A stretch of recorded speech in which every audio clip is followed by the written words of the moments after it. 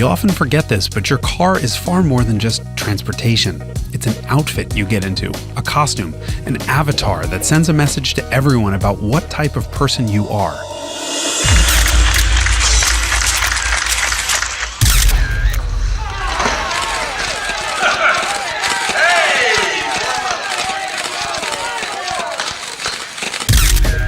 And when that avatar is a Rolls-Royce, you're a celebrity.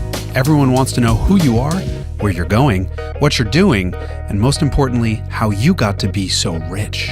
When that Rolls-Royce is a convertible, well, you're really on display.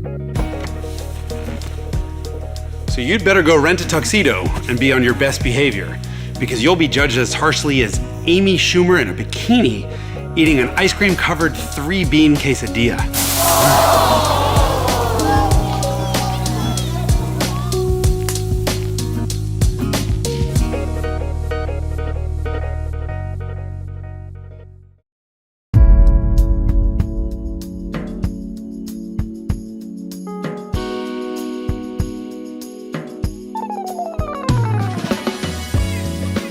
The Rolls-Royce Dawn is effectively a convertible version of the Wraith, which is a coupe version of the Ghost, which is basically a long wheelbase BMW 7 Series lined with $100 bills.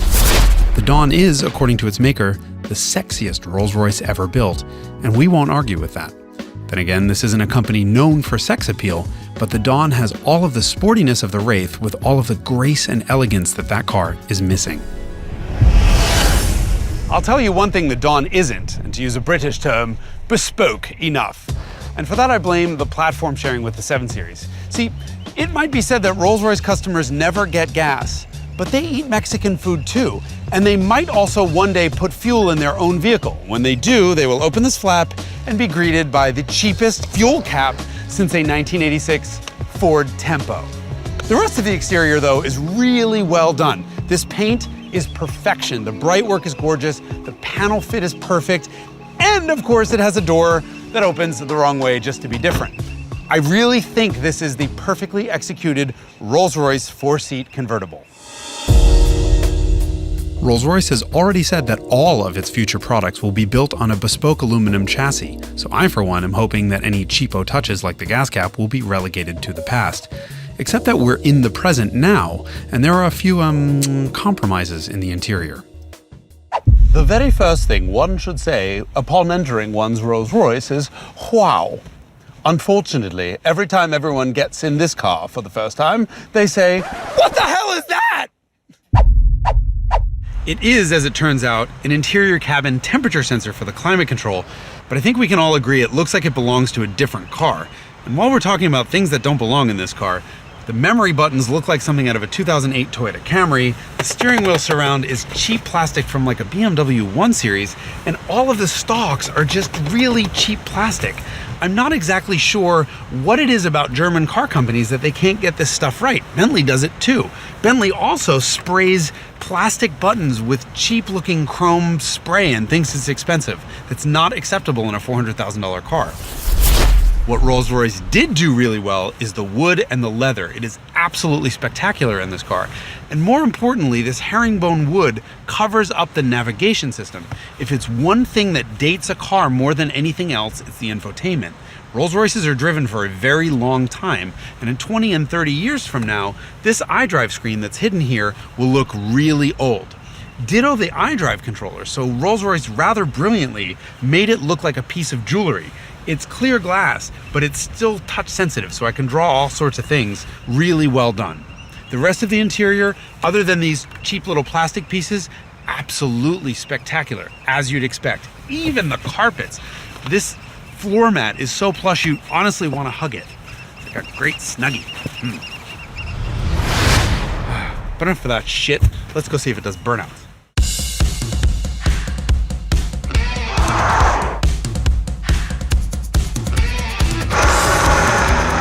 Well, if there's any complaints about the styling or the interior quality, Rolls-Royce has absolutely nailed this driving experience, to the point where you wouldn't even believe BMW had anything to do with it.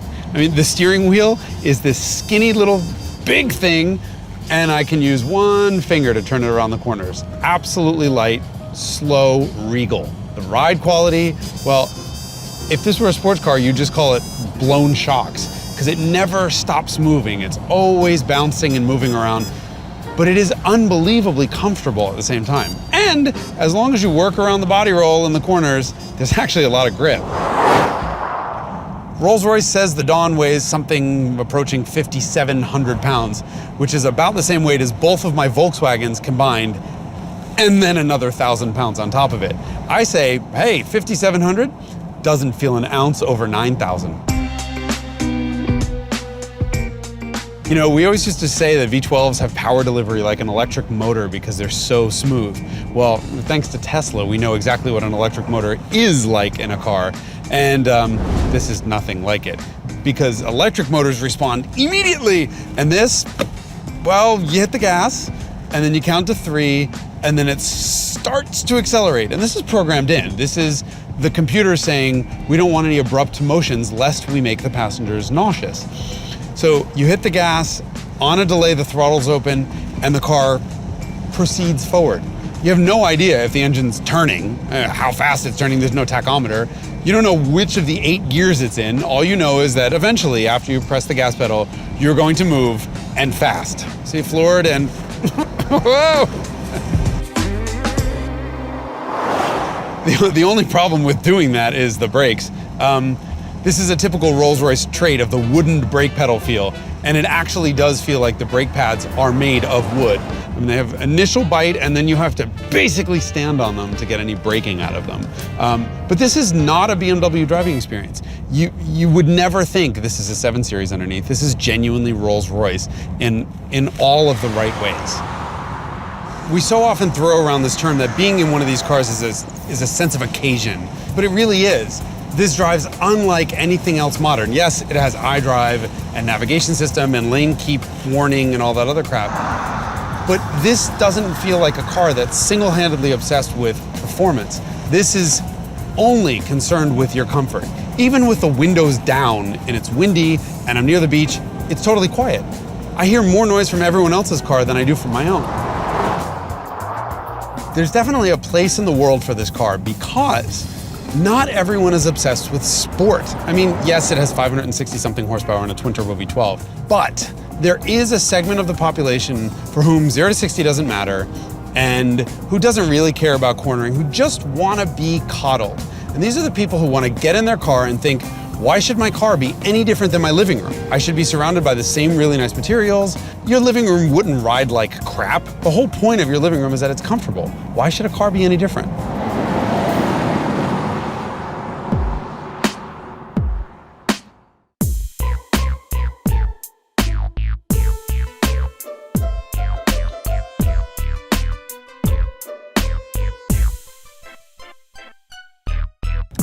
Unless we forget who buys these cars in the first place. I mean, the owners of these cars are really concerned with what's going on in the back seat. And that means sportiness doesn't matter. It should be smooth and quiet. That's exactly what it's like back here.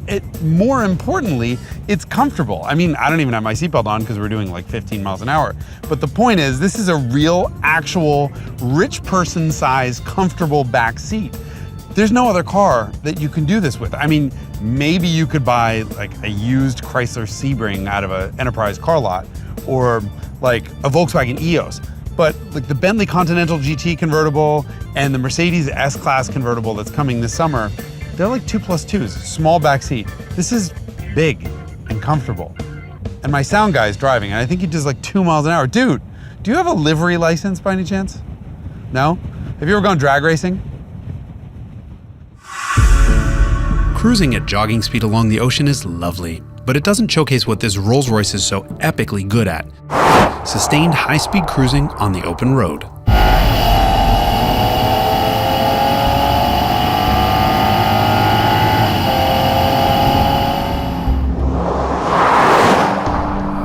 Can't believe how quiet this car is, even at 120 miles an hour. Just the thoughts in my head. Echo! That's so cool. Oh, my stomach is killing me. Why did I have to have that second serving of refried beans? Oh.